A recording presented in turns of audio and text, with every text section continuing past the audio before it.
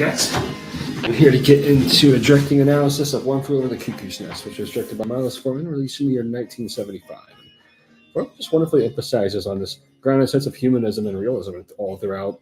And the wonderful kind of tone that just has natural lighting with just all kinds of authentic locations, which makes for richly atmospheric depiction, which I would often mistake as a Stanley Kubrick project in my younger years of watching this. I love how Forman includes just plenty of intense close-up shots on facial expressions, which reveals a wide variety of emotion from start to finish. As every character has a very strong character story beat to them.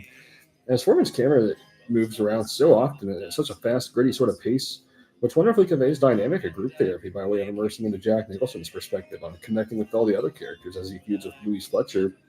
Forman conveys this realistic sort of mental institution with natural lighting, and this just contrasts wonderfully, making the scenes outside just seem particularly freeing. Forman largely conveys humanity in his close-up shots of all his characters as it's on a richly emotional plane. Therapy session scenes are just some of my all-time favorite moments of directing at display, as the camera is just moving rapidly from face to face and just proving multiple perspectives on the scenario as it gradually builds towards tension on its displays. Plenty of characters breaking down, and plenty of shots include locked doors, wired screens, and bars, which represents the tone of repression, while Fletcher's jangling keys are revealed to signify her authority and control. And Forman just adapts plenty of his influence from such new wave and era of filmmaking into an ultimate epic of characters who perfectly represent just different shades of personality in a refined sort of scenario. Forman explores how this directing reveals such an institution's setting can break a person's will and spirit down completely.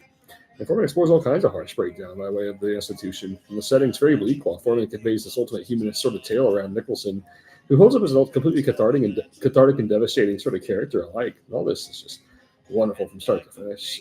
Just holds up as just one of the most ultimate, really freeing and cathartic sort of film experiences I've ever had on many levels. Watched it many times in life, and it always just holds up as just one of the most fascinating of all time.